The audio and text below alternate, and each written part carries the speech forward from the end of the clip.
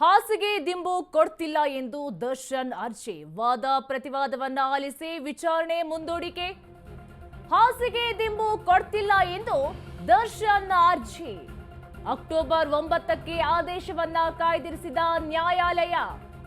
ಬರೋಬ್ಬರಿ 1 ಗಂಟೆಗಳ ಕಾಲ ನಡೆದ ವಾದ ಪ್ರತಿವಾದ. ಹಾಸಿಗೆ ದಿಂಬು ಕೊಡ್ತಿಲ್ಲ ಎಂದು ದರ್ಶನ್ ಅರ್ಜಿಯನ್ನ ಸಲ್ಲಿಸಿದ್ರು. ಅಕ್ಟೋಬರ್ 9ಕ್ಕೆ ಆದೇಶ ಕಾಯ್ದಿರಿಸಿದೆ ನ್ಯಾಯಾಲಯ. ಬರೋಬ್ಬರಿ 1 ಗಂಟೆಗಳ ಕಾಲ ನಡೆದಿತ್ತು ವಾದ ಪ್ರತಿವಾದ. ಹಾಸಿಗೆ ದಿಂಬು ಕೊಡ್ತಿಲ್ಲ ಅಂತ ಹೇಳಿ ದರ್ಶನ್ ಅರ್ಜಿಯನ್ನ ಸಲ್ಲಿಸಿದ್ರು. ಅಕ್ಟೋಬರ್ 9ಕ್ಕೆ ವಿಚಾರಣೆಯನ್ನ ಮುಂದೂಡಿದೆ ಕೋರ್ಟ್. ಬರೋಬ್ಬರಿ 1 ಗಂಟೆಗಳ ಕಾಲ ವಾದ ಪ್ರತಿವಾದ ನಡೆದಿರುವಂತದ್ದು. ಹಾಸಿಗೆ ದಿಂಬು ಕೊಡ್ತಿಲ್ಲ ಅಂತ ಹೇಳಿ ದರ್ಶನ್ ಕೋರ್ಟ್ ಮೊರೆ ಹೋಗಿದ್ರು. ಇದೀಗ 1 ಗಂಟೆಗಳ ಕಾಲ ವಾದ ಪ್ರತಿವಾದ ನಡೆದ ನಂತರ 9ಕ್ಕೆ ವಿಚಾರಣೆಯನ್ನ ಮುಂದೂಡಿದೆ. ಹಾಸಿಗೆ ದಿಂಬು ಕೊಡ್ತಿಲ್ಲ ಅಂತ ಹೇಳಿ ದರ್ಶನ್ ಅರ್ಜಿಯನ್ನ ಸಲ್ಲಿಸಿದ್ರು. ಸತತ 1 ಗಂಟೆಗಳ ಕಾಲ ವಿಚಾರಣೆ ನಡೆದಿತ್ತು. ಇದೀಗ ಅಕ್ಟೋಬರ್ 9ಕ್ಕೆ ವಿಚಾರಣೆ ಮುಂದೂಡಿದಾಗಿದೆ. ದರ್ಶನ್ ಪರ ವಕೀಲರು ವಾದವನ್ನ ಮಾಡ್ತಾ ಇದ್ರು. ಜೈಲು ಅಧಿಕಾರಿಗಳಿಗೆ ಕೋರ್ಟ್ ನಿರ್ದೇಶನ ಅರ್ಥವಾಗಲಿಲ್ಲ. ಅಧಿಕಾರಿಗಳಿಗೆ ಕೋರ್ಟ್ ಆದೇಶದ ಇಂಗ್ಲಿಷ್ ಅರ್ಥ ಆಗಲಿಲ್ಲ. ಇದು ದರ್ಶನ್ ಪರ ವಕೀಲರ ವಾದ ಆಗಿತ್ತು. ಚಿನ್ನದ ಲೋಟ ಏನ್ ಕೇಳಲಿಲ್ಲ, ಚಾಪೆ ಅಷ್ಟೇ ಕೊಟ್ಟಿದ್ದಾರೆ. ನ್ಯಾಯಾಲಯದ ಆದೇಶದ ಪ್ರತಿಯನ್ನ ಎಸ್ತಿದ್ದಾರೆ. ಜೈಲಿನಲ್ಲಿ ದರ್ಶನ್ ತುಂಬಾ ಟಾರ್ಚರ್ ಅನ್ನ ಅನುಭವಿಸ್ತಾ ಇದ್ದಾರೆ. ದರ್ಶನ್ ಹಾಸಿಗೆ ದಿಂಬು ಕೋರಿ ಕೋರ್ಟ್ಗೆ ಅರ್ಜಿಯನ್ನ ಸಲ್ಲಿಸಿದ್ರು. ಚಳಿ ತಡೆಯಲಾಗದೆ ದಾಸ ಕೋರ್ಟ್ನ ಕದವನ್ನ ತಟ್ಟಿದ್ರು. ಆದ್ರೆ ಜೈಲಾಧಿಕಾರಿಗಳು ಯಾವ ಸವಲತ್ತುಗಳನ್ನು ಕೂಡ ಆದೇಶ ಇದ್ರೂ ಕೂಡ ಕೊಟ್ಟಿರಲಿಲ್ಲ. ಮತ್ತೆ ಅರ್ಜಿಯನ್ನ ಸಲ್ಲಿಸಲಾಗಿತ್ತು. ಇದೀಗ ವಿಚಾರಣೆ ನಡೆದ ಬಳಿಕ ಮತ್ತೆ ಅಕ್ಟೋಬರ್ 9ಕ್ಕೆ ವಿಚಾರಣೆಯನ್ನ ಮುಂದೂಡಲಾಗಿದೆ. ದರ್ಶನ್ ಪರ ವಕೀಲರು ವಾದವನ್ನ ಮಾಡ್ತಾ ಇದ್ರು. ಅಧಿಕಾರಿಗಳಿಗೆ ಕೋರ್ಟ್ ಆದೇಶದ ಇಂಗ್ಲಿಷ್ ಅರ್ಥ ಆಗಲಿಲ್ಲ.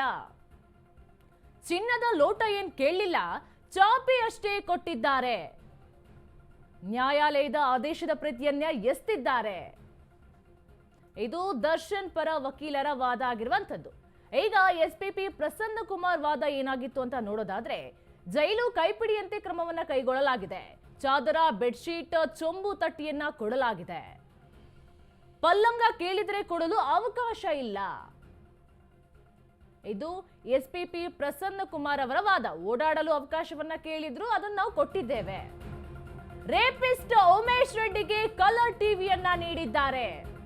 ಆದ್ರೆ ದರ್ಶನ್ಗೆ ಮಾತ್ರ ಯಾವ ಸೌಲಭ್ಯವನ್ನು ಕೂಡ ನೀಡಲಿಲ್ಲ.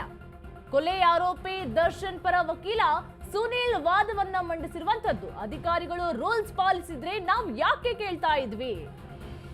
ಕಾಲಪಾನಿ ಜೈಲಿನಲ್ಲಿಯೂ ಈ ರೀತಿಯ ರೂಲ್ಸ್ ಇಲ್ಲ. ಜೈಲಿನಲ್ಲಿ ದರ್ಶನ್ ತುಂಬಾ ಟಾರ್ಚರ್ ಅನ್ನ ಅನುಭವಿಸ್ತಾ ಇದ್ದಾರೆ. ನ್ಯಾಯಾಲಯದ ಮುಂದೆಯೇ ದರ್ಶನ್ ಇದನ್ನ ಹೇಳಿದ್ದಾರೆ. ಜೈಲಿನಲ್ಲಿ ನಾವು ಚಿನ್ನದ ಲೋಟ ಏನ್ ಕೇಳಲಿಲ್ಲ. ರೇಪಿಸ್ಟ್ ಉಮೇಶ್ ರೆಡ್ಡಿಗೆ ಕಲರ್ ಟಿವಿಯನ್ನ ನೀಡಿದ್ದಾರೆ. ಆದ್ರೆ ದರ್ಶನ್ಗೆ ಯಾವ ಸಾಮಾನ್ಯ ಸೌಲಭ್ಯಗಳು ಕೂಡ ನೀಡಲಿಲ್ಲ. ಕೋರ್ಟ್ನ ಆದೇಶವಿದ್ರೂ ಕೂಡ ದರ್ಶನ್ಗೆ ಯಾಕೆ ಸವಲತ್ತನ್ನ ಕೊಡ್ಲಿಲ್ಲ? ರೇಪಿಸ್ಟ್ ಉಮೇಶ್ ರೆಡ್ಡಿಗೆ ಕಲರ್ ಟಿವಿಯನ್ನ ಕೊಟ್ಟಿದ್ದಾರೆ ಅಂತ ಹೇಳಿ ದರ್ಶನ್ ಪರ ವಕೀಲರು ವಾದವನ್ನ ಮಂಡಿಸಿರುವಂತದ್ದು. ಅದಕ್ಕೆ ಎಸ್ಪಿಪಿ ಪ್ರಸನ್ನ ಕುಮಾರ್ ಕೂಡ ವಾದವನ್ನ ಮಂಡಿಸಿದ್ದಾರೆ. ಚಾದರ, ಬೆಡ್ಶೀಟ್, ಚಂಬು ತಟ್ಟಿಯನ್ನ ಕೊಡಲಾಗಿದೆ. ಪಲ್ಲಂಗ ಕೇಳಿದ್ರೆ ಇಲ್ಲಿ ಕೊಡಲು ಅವಕಾಶ ಇಲ್ಲ ಅಂತ ಹೇಳಿ ಪ್ರಸನ್ನ ಕುಮಾರ್ ವಾದವನ್ನ ಮಂಡಿಸಿರುವಂತದ್ದು. ಓಡಾಡಲು ಅವಕಾಶವನ್ನ ಕೊಟ್ಟಿದ್ದೇವೆ. ಅದಕ್ಕೆ ದರ್ಶನ್ ಪರ ವಕೀಲರು ಕೂಡ ವಾದವನ್ನ ಮಂಡಿಸಿದ್ದಾರೆ. ಅಧಿಕಾರಿಗಳು ರೂಲ್ಸ್ ಪಾಲಿಸಿದ್ರೆ ನಾವ್ಯಾಕೆ ಕೇಳ್ತಾ ಇದ್ವಿ? ರೇಪಿಸ್ಟ್ ಉಮೇಶ್ ರೆಡ್ಡಿಗೆ ಕಲರ್ ಟಿವಿಯನ್ನ ಕೊಟ್ಟಿದ್ದಾರೆ. ಆದ್ರೆ ದರ್ಶನ್ಗೆ ಕೋರ್ಟ್ನ ಆದೇಶ ಇದ್ರೂ ಕೂಡ ಹಾಸಿಗೆ ದಿಂಬನ್ನ ಯಾಕೆ ಕೊಡ್ಲಿಲ್ಲ? ಕನಿಷ್ಠ ಸೌಲಭ್ಯವನ್ನಾದ್ರೂ ಕೊಡಬಹುದು ಅಂತ ಹೇಳಿ ದರ್ಶನ್ ಪರ ವಕೀಲ ವಾದವನ್ನ ಮಂಡಿಸಿರುವಂತದ್ದು. ಕೋರ್ಟ್ಗೆ ಮಾಹಿತಿಯನ್ನ ಕೊಡಲಿ ಅಂತ ಹೇಳಿ ವಕೀಲ ಸುನೀಲ್ ವಾದವನ್ನ ಮಂಡಿಸಿದ್ದಾರೆ. ದರ್ಶನ್ ವಿಷಯದಲ್ಲಿ ಮಾತ್ರ ಯಾಕೆ ಹೀಗೆ? ರೇಪಿಸ್ಟ್ಗಳಿಗೆ ಕಲರ್ ಟಿವಿಯನ್ನ ಕೊಡ್ತಾರೆ, ಆದ್ರೆ ದರ್ಶನ್ಗೆ ಕನಿಷ್ಠ ಹಾಸಿಗೆ ದಿಂಬನ್ನ ಕೊಡಲಾಗ್ತಾ ಇಲ್ಲ. ಯಾವ ಫೆಸಿಲಿಟಿ ಕೂಡ ನೀಡ್ತಾ ಇಲ್ಲ ಅಂತ ಹೇಳಿ ದರ್ಶನ್ ಪರ ವಕೀಲ ಸುನಿಲ್ ವಾದವನ್ನ ಮಂಡಿಸಿರುವಂತದ್ದು. ಎಸ್ಪಿಪಿ ಹೇಗಿರ್ಬೇಕಂತ ಹೇಳಿ ಸುಪ್ರೀಂ ಕೋರ್ಟ್ ಹೇಳಿದೆ. ಬರೋಬ್ಬರಿ 1 ಗಂಟೆಗಳ ಕಾಲ ನಡೆದಿದೆ ವಾದ ಪ್ರತಿವಾದ. ಅಧಿಕಾರಿಗಳು ರೂಲ್ಸ್ ಪಾಲಿಸಿದ್ರೆ ನಾವ್ಯಾಕೆ ಕೇಳ್ತಾ ಇದ್ವಿ? ಜೈಲಿನ ನಿಯಮದಂತೆ ಎಲ್ಲ ಸೌಲಭ್ಯವನ್ನ ಕೊಟ್ಟಿದ್ದೇವೆ. ಸರ್ಕಾರದ ಪರ ಎಸ್ಪಿಪಿ ಪ್ರಸನ್ನ ಕುಮಾರ್ ವಾದವನ್ನ ಮಂಡಿಸಿರುವಂತದ್ದು. ಪಲ್ಲಂಗ ಕೊಡಿ ಅಂದ್ರೆ ಪಲ್ಲಂಗ ಕೊಡಲು ಇಲ್ಲಿ ಅವಕಾಶ ಇಲ್ಲ. ಜೈಲಿನಲ್ಲಿ ಎಲ್ಲಾ ಮೂಲಭೂತ ಹಕ್ಕುಗಳು ಸಿಗೋದಿಲ್ಲ. ಬಿಸ್ಲಿಲ್ಲ ಅಂತ ಬೇರೆ ಸೆಲ್ಗೆ ಹಾಕಿ ಎನ್ನಲು ಇಲ್ಲಿ ಬರಲ್ಲ. ಕ್ವಾರಂಟೈನ್ ಅನ್ನೋದು ಜೈಲಿನ ಒಂದು ಆಡಳಿತ ಭಾಗ ಅಷ್ಟೇ. ವಿಚಾರಣಾಧೀನ ಕೈದಿ ಇಡುವಂತಹ ಜಾಗ ಕ್ವಾರಂಟೈನ್ ಸೆಲ್. ದರ್ಶನ್ನ ಎಲ್ಲಿ ಇಡಬೇಕು ಅಂತ ಕೇಳುವ ಅವಕಾಶ ಇಲ್ಲ. ಜೈಲಿನ ನಿಯಮದಂತೆ ಎಲ್ಲಾ ಸೌಲಭ್ಯವನ್ನು ಕೂಡ ಕೊಟ್ಟಿದ್ದೇವೆ. ಸರ್ಕಾರದ ಪರ ಎಸ್ಪಿಪಿ ಪ್ರಸನ್ನ ಕುಮಾರ್ ವಾದವನ್ನ ಮಂಡಿಸಿರುವಂತದ್ದು. ಪಲ್ಲಂಗ ಕೊಡಿ ಅಂತ ಹೇಳಿದ್ರೆ ಇಲ್ಲಿ ಪಲ್ಲಂಗ ಕೊಡಲು ಅವಕಾಶ ಇಲ್ಲ. ಜೈಲಿನಲ್ಲಿ ಎಲ್ಲಾ ಮೂಲಭೂತ ಹಕ್ಕುಗಳು ಕೂಡ ಸಿಗೋದಿಲ್ಲ. ಬಿಸ್ಲಿಲ್ಲ ಅಂದ ತಕ್ಷಣ ಬೇರೆ ಕಡೆ ಶಿಫ್ಟ್ ಮಾಡೋದಕ್ಕೂ ಕೂಡ ಆಗೋದಿಲ್ಲ. ಪಲ್ಲಂಗ ಕೊಡಿ ಅಂದ ತಕ್ಷಣ ಇಲ್ಲಿ ಜೈಲಿನಲ್ಲಿ ಪಲ್ಲಂಗ ಕೊಡಲು ಸಾಧ್ಯ ಇಲ್ಲ. ವಿಶೇಷ ಹಾಗೂ ಸಾಮಾನ್ಯ ಎಂಬ ಎರಡು ವರ್ಗವಿದೆ. ಕ್ವಾರಂಟೈನ್ ಸೆಲ್ ಕೂಡ ಜೈಲಿನ ಒಂದು ಭಾಗ. ಈ ರೀತಿಯಾಗಿ ಎಸ್ಪಿಪಿ ಪ್ರಸನ್ನ ಕುಮಾರ್ ವಾದವನ್ನ ಮಂಡಿಸಿರುವಂತದ್ದು. ಸರ್ಕಾರದ ಪರ ವಕೀಲ.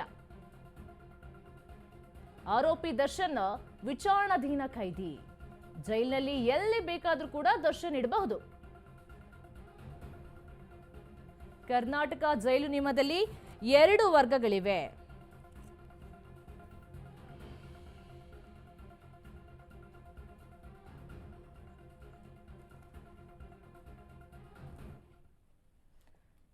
ಇದ್ರ ಬಗ್ಗೆ ಹೆಚ್ಚಿನ ಮಾಹಿತಿ ಕೊಡ್ತಾರೆ ನಮ್ಮ ಪ್ರತಿನಿಧಿ ಅಭಿಷೇಕ್. ದರ್ಶನ್ ಹಾಸಿಗೆ ವಿಚಾರಕ್ಕೆ ಸಂಬಂಧಪಟ್ಟಂತೆ ಕೋರ್ಟ್ನಲ್ಲಿ ಏನೆಲ್ಲ ಚರ್ಚೆಗಳು ಆಗಿದೆ?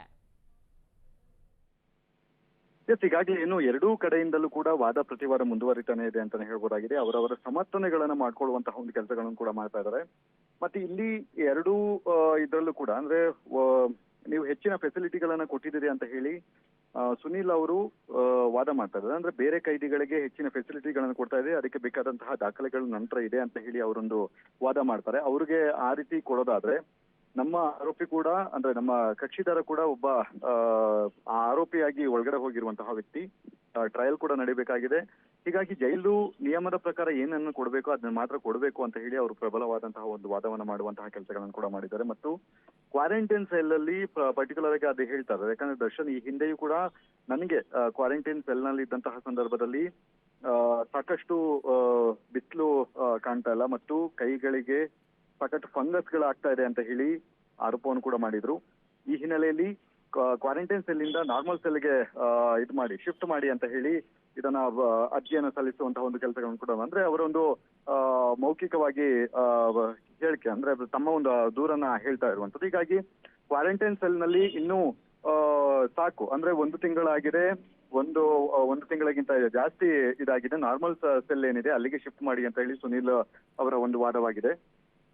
ಅಂದ್ರೆ ಪ್ರತ್ಯೇಕವಾಗಿ ಇಡುವಂತಹ ಒಂದು ಉದ್ದೇಶ ಇದ್ದಂತಹ ಸಂದರ್ಭದಲ್ಲಿ ಆತ ಏನು ತಪ್ಪು ಮಾಡಿದ್ದಾನೆ ಅನ್ನುವಂಥದ್ದು. ಅಂದ್ರೆ ಯಾರ ಮೇಲೆ ಏನಾದ್ರು ಹಲ್ಲೆಯನ್ನ ಮಾಡಿದ್ದಾರೆ ಅಥವಾ ಜೈಲು ಅಧಿಕಾರಿಗಳ ಜೊತೆ ಅನುಚಿತವಾಗಿ ವರ್ತನೆಯನ್ನ ಮಾಡಿದ್ದಾರೆ ಅನ್ನುವಂತಹ ಒಂದು ಪ್ರಶ್ನೆಗಳನ್ನು ಕೂಡ ಸುನೀಲ್ ಅವರು ಒಂದು ವಾದ ಮಾಡುವಂತಹ ಮುಖಾಂತರ ನ್ಯಾಯಾಧೀಶರಿಗೆ ಕೇಳ್ತಾ ಇರುವಂತದ್ದು. ಅಂದ್ರೆ ಪ್ರಸನ್ನ ಕುಮಾರ್ ಅವರಿಗೆ ಒಂದು ಹೇಳಿಕೆಯನ್ನು ಕೊಡ್ತಾ ಇರುವಂತದ್ದು. ಹೀಗಾಗಿ ಸದ್ಯ ಈ ರೀತಿಯಾದಂತಹ ಒಂದು ವಾದ ಪ್ರತಿವಾದಗಳು ಇನ್ನೂ ಕೂಡ ಮುಂದುವರೆದಿದೆ. ಇಲ್ಲಿ ತಾತ್ವಿಕ ಒಂದು ಅಂತ್ಯ ಕೂಡ ಸಿಕ್ಕಿಲ್ಲ. ಅಂದ್ರೆ ಇಲ್ಲಿವರೆಗೂ ಯಾವುದೇ ರೀತಿಯಾದಂತಹ ಪ್ರೋಸೆಸ್ ಆಗಿಲ್ಲ. ಎರಡೂ ಕಡೆಯ ವಾದ ಪ್ರತಿವಾದವನ್ನ ನ್ಯಾಯಾಧೀಶರು ಆಲಿಕೆಯನ್ನ ಮಾಡ್ತಾ ಇದ್ದಾರೆ.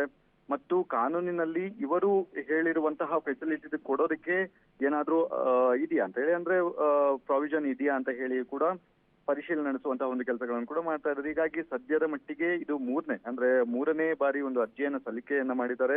ಪರ್ಟಿಕ್ಯುಲರ್ ಆಗಿ ನನಗೆ ಈ ರೀತಿಯಾದಂತಹ ಒಂದು ಅಗತ್ಯ ವಸ್ತುಗಳು ಬೇಕು ಅಂತ ಹೇಳಿ ಹೇಳಿಕೆಯನ್ನು ಕೂಡ ಅರ್ಜಿಯನ್ನು ಸಲ್ಲಿಕೆಯನ್ನ ಮಾಡಿರುವಂತದ್ದು. ಹೀಗಾಗಿ ಸದ್ಯ ಇವರಿಗೆ ಅಂದ್ರೆ ಸರ್ಕಾರ ಪರ ವಕೀಲರು ಏನಿದ್ದಾರೆ ಆ ಸರ್ಕಾರ ಪರ ವಕೀಲರು ಕೂಡ ಸಾಕಷ್ಟು ಅಂದ್ರೆ ಈ ಹಿಂದೆ ಆದಂತಹ ಅವಘಡಗಳೇನಿದೆ ಅಂದ್ರೆ ಅಲ್ಲಿ ಹೊರಗಡೆ ಬಂದು ಸಿಗರೇಟ್ ಸೇರುವಂತದ್ದು ಮತ್ತೆ ಇನ್ನಿತರ ರೌಡಿಗಳ ಜೊತೆ ಇದ್ದು ಇರುವಂತಹ ಒಂದು ಫೋಟೋಸ್ ಯಾವಾಗ ರಿಲೀಸ್ ಆಯ್ತು ಈ ರೀತಿ ಘಟನೆಗಳು ಮತ್ತೆ ಇದಕ್ಕೆ ಬರುತ್ತೆ ಅಂದ್ರೆ ಮೇನ್ ಸ್ಟ್ರೀಮಿಗೆ ಬರುತ್ತೆ. ಅವರನ್ನ ಹೊರಗಡೆ ಹಾಗೆ ಬಿಟ್ರೆ ಸಹಜವಾಗಿ ಯಾರಾದ್ರೂ ಒಬ್ರು ಮೊಬೈಲ್ ನಲ್ಲಿ ಅದನ್ನು ಚಿತ್ರೀಕರಣ ಮಾಡಿ ಬೇರೆ ಕಳಿಸುವಂತಹ ಒಂದು ಕೆಲಸಗಳನ್ನ ಅಂದ್ರೆ ಎಷ್ಟೇ ಸ್ಟ್ರಿಕ್ಟ್ ಮಾಡಿದ್ರು ಕೂಡ ಜೈಲಿನಲ್ಲಿ ಈ ರೀತಿಯಾದಂತಹ ಒಂದು ಘಟನೆಗಳು ನಡೆಯುತ್ತೆ.